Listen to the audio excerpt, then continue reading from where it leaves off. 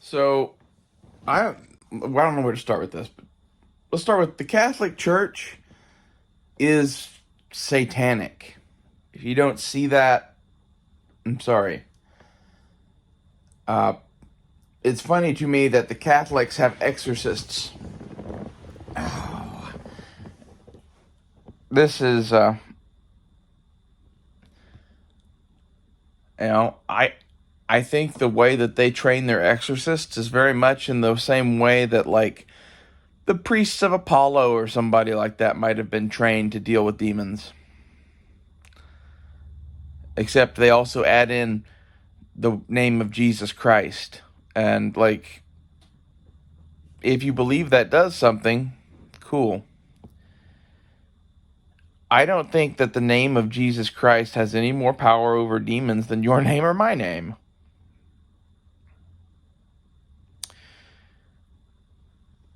It's not like Jesus wasn't a cool dude or whatever. It's just that's not how it fucking works. Jesus used to cast out demons the same way that I do. We'll get into that in a minute, but the way that the Catholic priests are doing it now is like somewhere between some demonic shit and some Solomonic magic, and it's kind of like some old Jewish exorcism shit. And you have to know the name of the demon, and in reality, I think what they're doing is feeding the demon and quelling him for a short period of time. They don't want to rid you of that thing. They want to make you more able to deal with it living in your body. So they're not casting it out of you. That's not what's going on there. They're negotiating with the demon, basically, for an amount of time.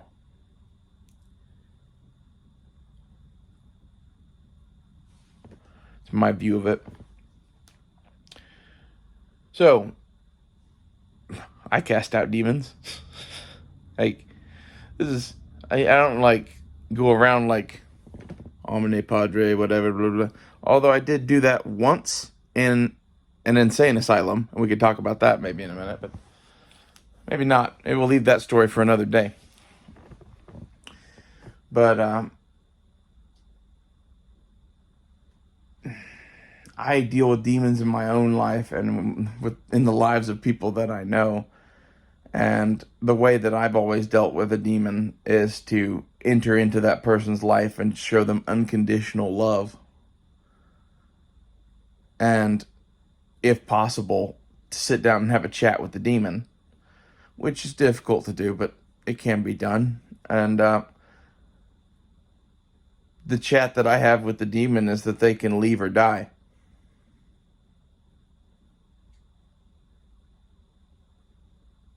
Join or die, basically. It's not really leave or die, it's join or die.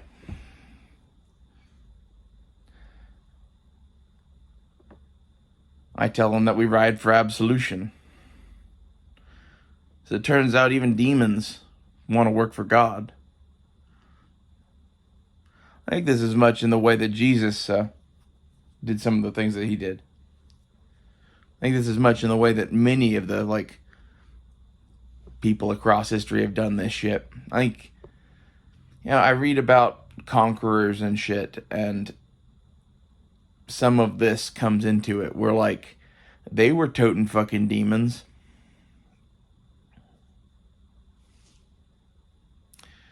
I don't know. They seem much more chill here with me than they were with their original person. And I don't know, they're like cats. You know, once you have one cat, you might as well have 90 demons, I guess. That and like I kind of feel like there's something coming, and I don't know. This is a part of it. And in reality, I think most people don't have the balls to cast out demons the way I do. Most people don't think that they work for the creator and claim it, own it. You have to do that in order to do what I do. I tell them I can't promise them anything, but Surely it's a better hope than continuing to fuck with this innocent person. Continuing to hate yourself. And this is why you have to show the person unconditional love. You're showing the demon unconditional love. The demon hates itself. When you show up loving it, it doesn't know what to make of you. It scares the fuck out of it, to be honest. There's only a couple things that would do that, and it's scared of all of them. And in reality, any man can do this. We all carry the divine spark of the Creator. We all wield the sacred fire.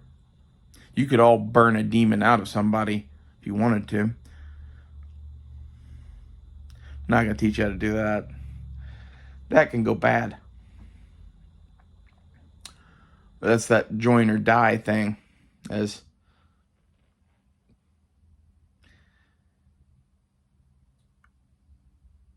basically the other demons will rip that demon into multiple pieces. And they can die in their realm. We can't really affect their realm, but they can. And this is half of why, like, I do what I do, is it's like building a beachhead. I don't know why we do what we do, but we're doing it.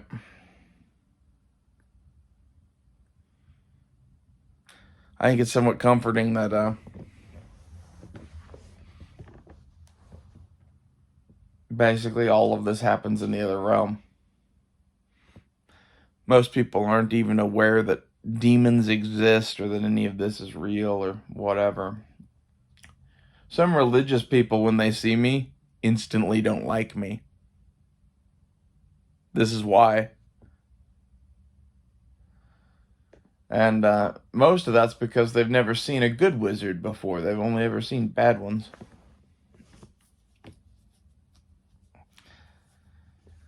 Like, to be honest, I have my days. But at the end of the day, you serve light and love and life.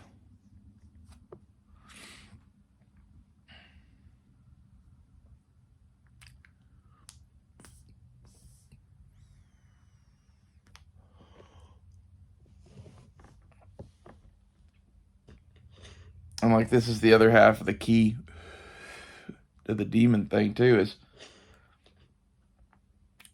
if you start acting like a fucking demon, then the demons turn on you too. So you have to walk the correct path, which is not always the right path according to the world.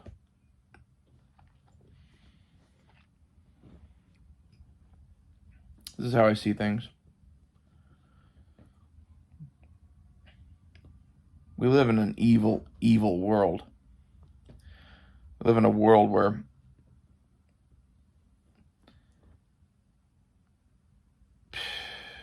child sacrifice has become commonplace.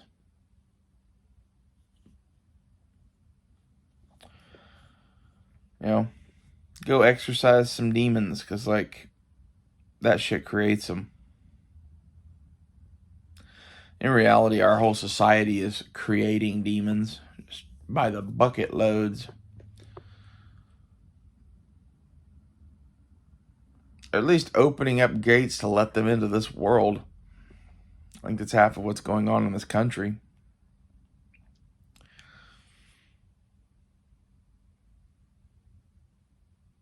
Most people's response to finding a demon isn't to pick it up like a baby squirrel and take it home and make it better.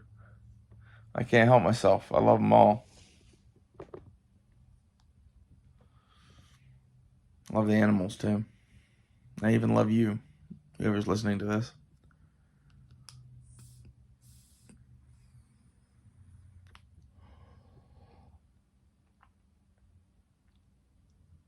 I love the whole world.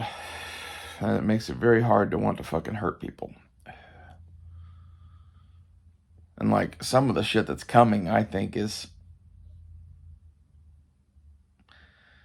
biblical. I don't know how that's going to go down. I'm curious to see.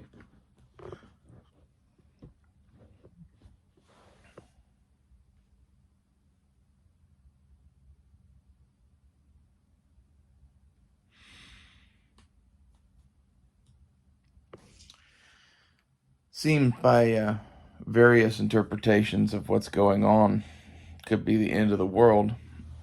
I don't think it's that, though. I think it's like cycle, battle between good and evil.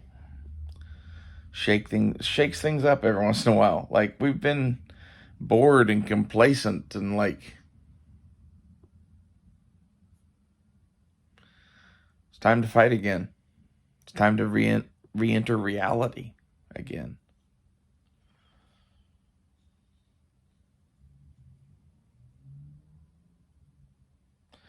I know, like, many of you are listening to me talk about demons and reality and being like, you're fucking Looney Tunes. Well, I don't know. Most of the people that I've helped that had demons, I had sex with. So that's a conversation for another day, probably. But I had sex with a lot of people. A lot of people out there have demons, and like I said, unconditional love. What's more unconditional than that?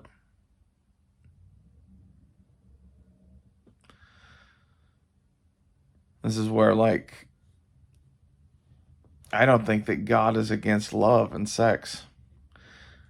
I think that God is against some of the things that people do when they have sex now. Like, having sex without love, just joyless.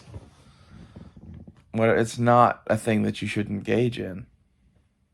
However, like, kinky, hot sex with someone that you really, really love, that's something I think God would embrace. Like, we have this ridiculous standard of good and evil in the world. This is good, that is evil. And, we lump everyone into categories, and I don't know. I try to be the thing that doesn't fit into a category. I guess. I think I was just born that way. I think we all have a purpose, and I think most of mine is in the spiritual realm in this incarnation. But what isn't in the spiritual realm is talking to you people, and I don't know what else. I feel compelled to like start some sort of a church movement that's, I don't know. I don't want to be a fucking messiah figure. And that if I start anything like that, I would be very quickly. That's what happens when you fucking fix people's lives. And like, I kind of feel bad for not doing that because we totally could do that.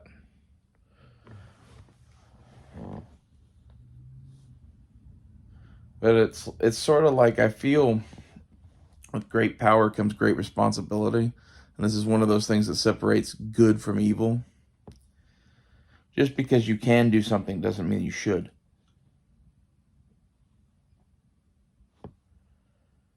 And,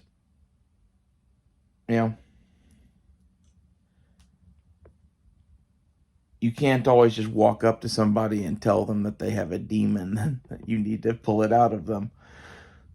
And that the only way to do that is through ancient sex magic. That's a big leap for a lot of people.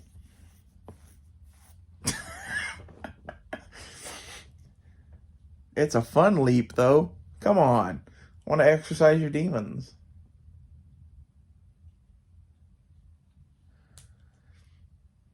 I don't know. That is definitely a part of it, but it's not the whole thing. Like, because there's people that need help with that, and I'm willing to do that. But there's also people that, like, just need to be prayed over or just need to hear the right words in the right order.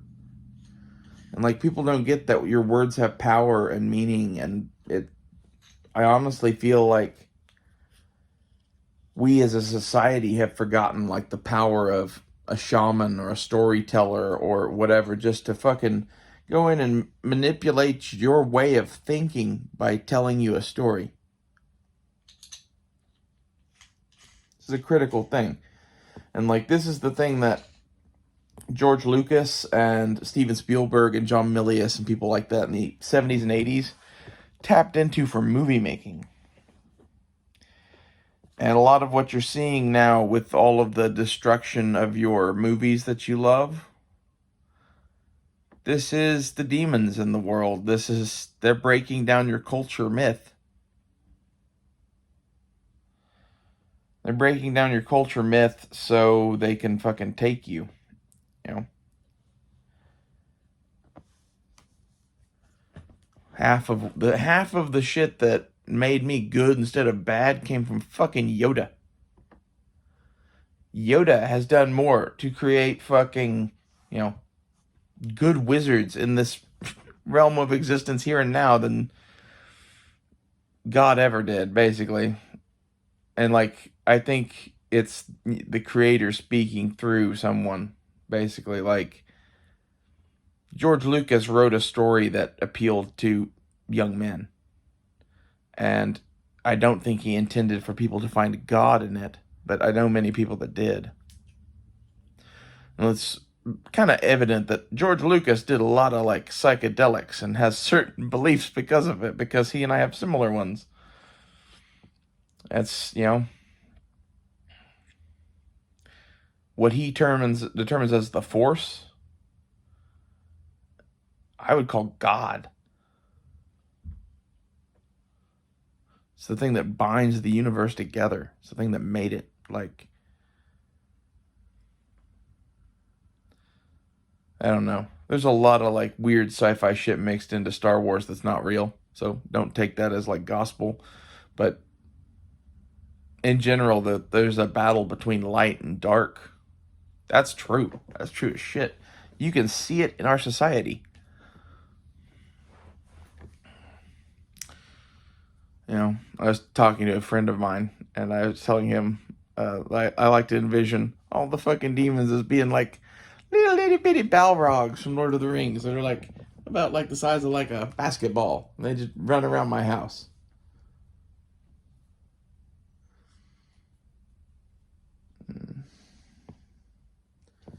Need to find something to do with them, I guess.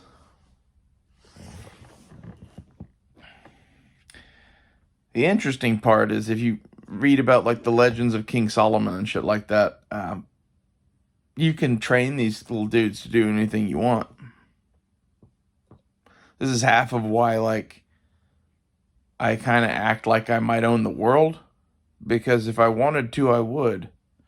But it's one of those things like, just because you can do something doesn't mean you should do something. And like, it's this thing that separates good from evil again. So, King Solomon used them to build a temple to God, supposedly in Jerusalem. That's that whole thing. You can go read about that somewhere, probably. Good luck finding that shit.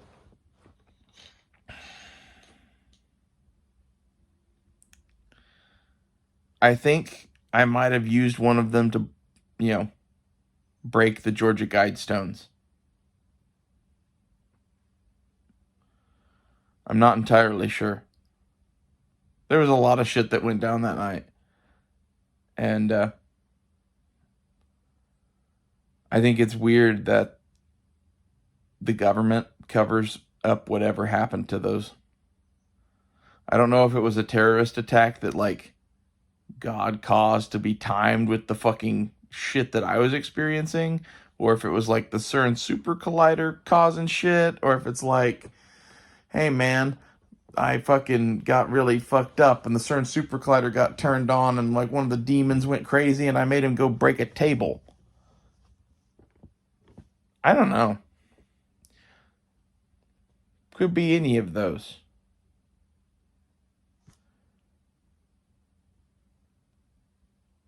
But that's not what I think happened. Like, I think whatever the CERN super collider is, it's built on an old temple to Apollo. and I think it's like some sort of a god trap. I'm not exactly sure what the fuck that's about or how that works, don't ask. But I think whenever they turned that thing on again, uh, for whatever reason, God needed somewhere else to be. And for that particular evening, I don't know if it's that he chose to do this to many people all across the planet, or if it's that he just chose to come here to my demon sanctuary and chill for a minute. But something about what I've been doing here made a place that he could be for about 48 hours.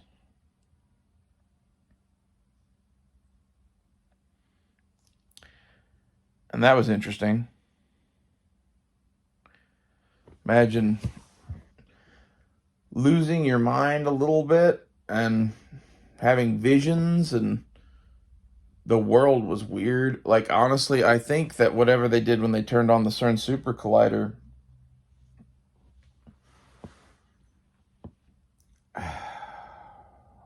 I think it fucked up realities. Like, I think we might live in some sort of a multiverse. And I think whatever they're doing with that CERN Super Collider made worlds collide and merge or some shit. Or be forced to. You know, I don't really know. But, you know, it's like, while that was all going on, it was like my YouTube feed on my TV through my Amazon Fire Stick was like interdimensional cable from Rick and Morty. It was weird. I'm not going to go into details of that because it's going to make me seem like a raving psychotic, but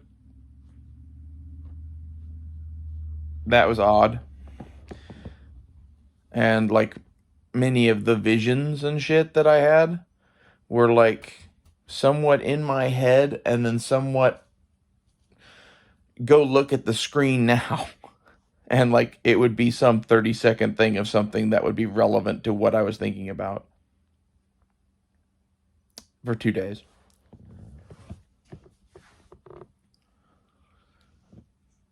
It's an interesting way to have a conversation, and I don't recommend it.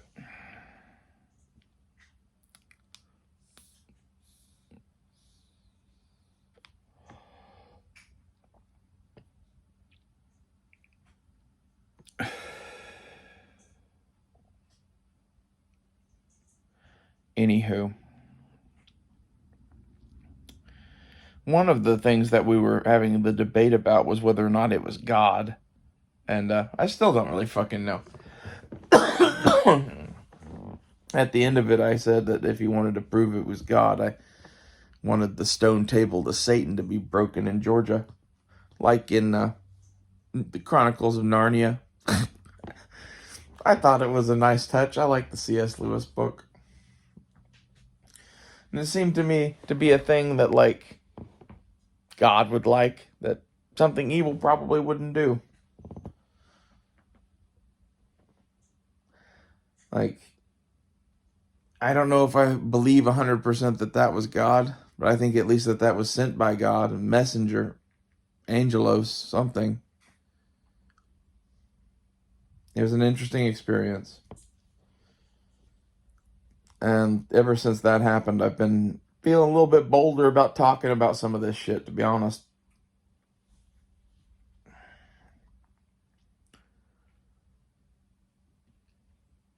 It's a hell of a thing to have, you know, shit that's going on in the unseen realm in your head bleed into reality.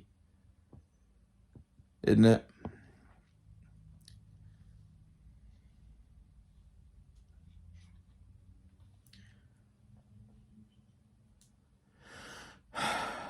I don't even know what else to say about that, really. Like,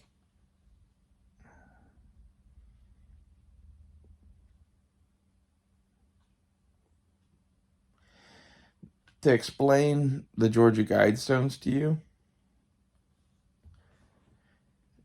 again, go watch C.S. Lewis and the Chronicles of Narnia. they have a old school stone table to sacrifice things to Baal or Baal, whatever. And I believe that's what that Georgia Guidestones thing is. And the reason it has all the languages transcribed on it is because of the whole fucking, like, Tower of Babel shit. It's like a reverse Tower of Babel. Like, we decoded the languages. Ha ha ha. Some of it is like in case we all get wiped out again and all languages get confused again, someone would find that very rapidly and be able to talk across the planet again. Like, people are clever. And, like, whatever languages they had, they would be based on those languages that are on that fucking stone ship, because every language on Earth is.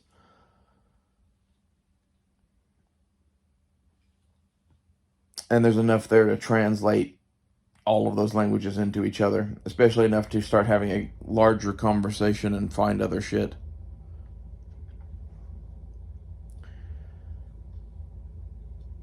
I think that those things were built by the Rosicrucians.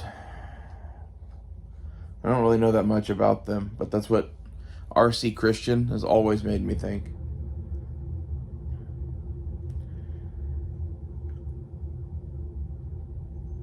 I think some of the random violence that was happening over the last month was because we were going through Passover. And I was casting plagues on this place as Moses, right? Passover was bad for Egypt.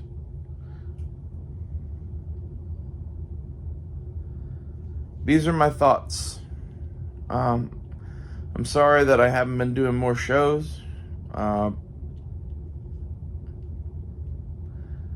somebody enjoys my random ramblings about religion and shit. Like I said in another one of these, is like, welcome to my blasphemy or whatever. According to most people, I'm basically just out here trying to figure out my own religion.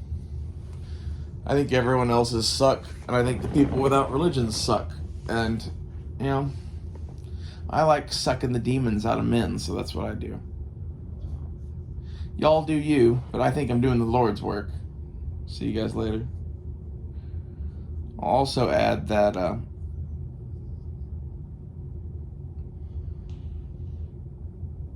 you know, just because someone says something is a sin in a book from the Bronze Age doesn't mean it necessarily is. I'm not saying you should go out and be a whore, but you should probably lighten the fuck up a little bit. That's people in general about religion. You should lighten the fuck up a little bit and learn to enjoy the gift of the Creator. That's what this place is. That's what this universe is. You are enjoying the prize. It's yours, Highlander. Claim it. If you're bold enough.